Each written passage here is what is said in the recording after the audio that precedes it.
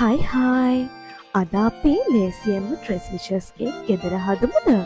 අවශ්‍ය කරන ඉන්ග්‍රීඩියන්ස් ටික මම ඩිස්ක්‍රිප්ෂන් බොක්ස් එකේ දාන්නම්. ඉතින් මේ ට්‍රෙස්ලිෂස් කේක් කියන්නේ කිරි වර්ග 3ක් එකට දාලා හදන කේක් එකක්. ඇත්තටම මේක මිල්කි කේක් එකක්. රෙසිපි එකේ තියෙන විදිහට බිත්තර, කාමද, සුදුමද වෙන් කර ගන්න ඕනේ. වෙන් කරගත්ත කාමද ටික මික්සර් එකට දාලා පොඩ්ඩක් ෆ්ලෆි වෙනකන් ඒක බීට් කරන්න. මෙහෙම ෆ්ලෆී වෙනකොට ටික ඔයාලගේ සීනි දාලා තවත් මේක හොඳට බීට් කරගන්න ඕනේ.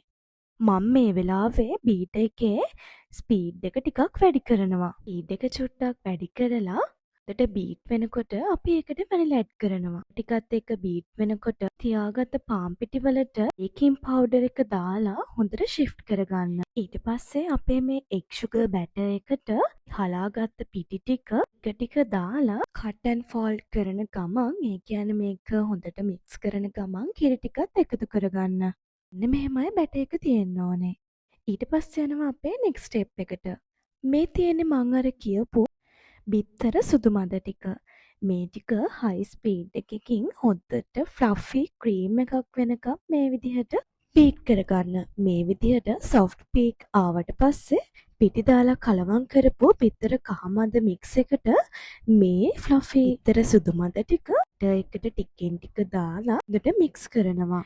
පුංචි ටිප් එකක් කියන්නම්. බිත්තර සුදු මද කලින්ම බීට් කරලා තියාගන්න නම් එපා. එහෙම වුණොත් බිත්තර සුදු මද එක වතුර වෙන්න පුළුවන්. ඉතින් මේ විදිහට බැටර් එක දාගෙන ට්‍රේ එකකට උෂ්ණත්වය සෙල්සියස් 160කට විනාඩි 30කට 35කට වගේ බේක් කරගන්න. පස්සේ ටූත්පික් එකක් ගහලා මේක හරියට බේක් වෙලාද කියලා බලන්න.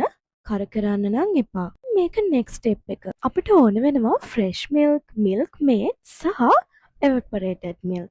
මම කිරි මිලිලීටර් 500ක් විතර දැම්මා. එවපොරේටඩ් මිල්ක් ටින් එකක් වගේ දැම්මා. මේ වගේ මිල්ක් මේඩ් බඩි පැක් දැන් ඇවිල්ලා තියෙනවනේ. මේක හරිම බජට්. ඒ නිසා මේකෙන් මේ පැකට් එකම දාලා මේ දාගත්ත කිරි වර්ග තුන හොඳට මික්ස් කරන්න. ඊළඟට මම මේ යන්නේ විපින් ක්‍රීම් එක හදාගන්න. මම මේකට ගත්තේ කීල්ස් එකේ තියෙන විපින් ක්‍රීම් පවුඩර් එක. මේ වෙලාවේ මම මේ පැකට් එකම ගත්තා. වැනිලා ගත්තට ඔයාට මේක පැකට් එකේ ඉන්ස්ට්‍රක්ෂන්ස් අනුව කෝල් මිල්ක් හරි කෝල් වෝටර් හරි දාලා මේක හොඳට විප් කරගන්න පුළුවන්. හැබැයි ගොඩක්ම රස වෙන්නේ කෝල් මිල්ක් දැම්මහම. දැන් මේ බලන්න ලස්සනට මගේ කේක් එක බේක් වෙලා. ඇත්තට මේක ස්පොන්ජ් කේක් එකක්. මේ ස්පොන්ජ් කේක් එක අපි හොඳට කෑරප්පුවකින් මේ විදිහට හෙල් කරගන්න ඕනේ. කොට තමයි අපි දාන මිල්ක් ටික හොඳට මේකේ ඇබ්සෝබ් වෙන්නේ. හදාගත්ත මිල්ක් එක හොඳට මේකේ පොඟව ගන්න. පොඟ වෙලා හොඳට කවර් කරලා 24ක්වත් මේක හොඳට ෆ්‍රිජ් එකේ තිබ්බහම මේක ගොඩක් සොෆ්ට් වෙනවා.